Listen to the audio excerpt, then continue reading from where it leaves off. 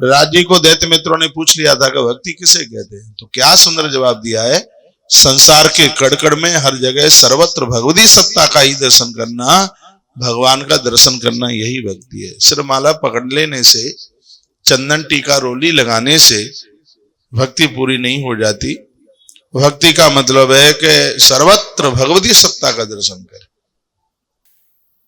ऐसा लगे कि पेड़ भगवान ने हमारे लिए बनाया है छाया के लिए, ये पानी हमारे लिए, धरती मां भगवान ने हमारे लिए, आकाश हमारे लिए, ऐसी मन की कुछ भावना बन जाए। श्री प्रहलाद जी ने इसके ऊपर जोर दिया, न दानम न तपो निर्जन शौचम न व्रतानिचः।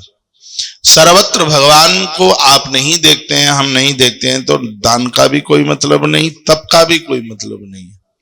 दान तप पूजा पाठ ये सब इसलिए होने चाहिए कि हम सर्वत्र भगवती सत्ता का दर्शन करें, भगवान का ही दर्शन करें, ऐसा होना चाहिए। सुखाय दुख मोक्षाय संकल्प यह कर्मेण। लेकिन यह जीव कर्म करता है सुख के लिए, दुख छूटे और सुख मिले, स्वप्न में भी कभी सोचता नहीं है कि मेरे ऊपर भगवती कृपा हो, मेरी मुक्ति हो। ये थोड़े ही सोचता है संसार के पापों से बचूं। लेकिन हे दैत्य मित्रों, भगवान की भक्ति है वो संसार के पापों से बचाती है।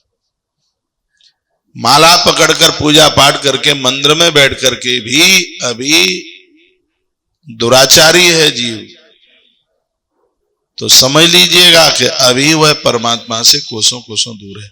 भगवान का बनने के बाद में तो माथे में क्रोध नहीं रहता, चतुष्ट अंतःकरण में क्रोध रहता ही नहीं, वो तो बर्फ की तरह शीतल हो जाता है, ठंडा हो जाता है।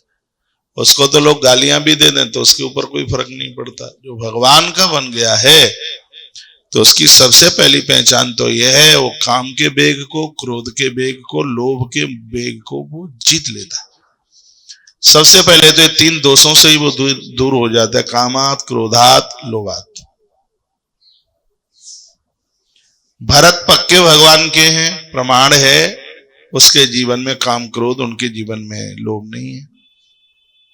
केवट भगवान के परम भक्त हैं, केवट के जीवन में तीनों दोष नहीं है, इसलिए तो केवट की नाव में भगवान आके बैठे।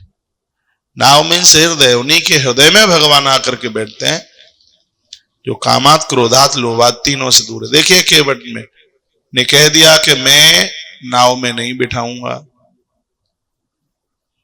इसलिए नहीं बिठाऊंगा क्योंकि मेरी नौका स्त्री न बन जाए। स्त्री नाव बने इससे केवट भयभीत होता है, तो इसका मतलब वो काम ही नहीं है।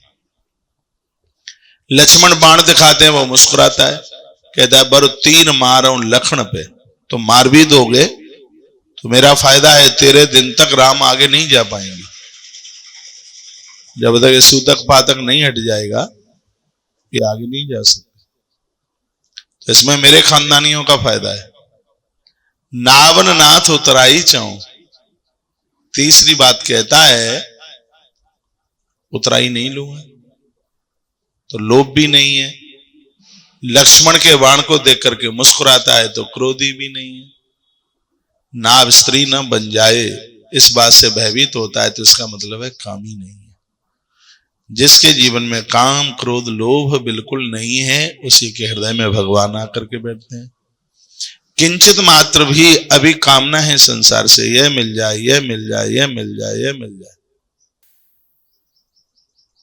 अपने मन का नहीं होता। ये क्रोध क्यों आता है? अपने मन का नहीं होता है तो क्रोध आ जाएगा।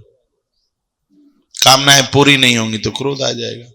सब कुछ आपके हिसाब का नहीं चल रहा होगा तो क्रोध आ जाएगा। सब कुछ मेरे और आपके हिसाब का नहीं चलना चाहिए, सब कुछ भगवान के हिसाब का चलना चाहिए।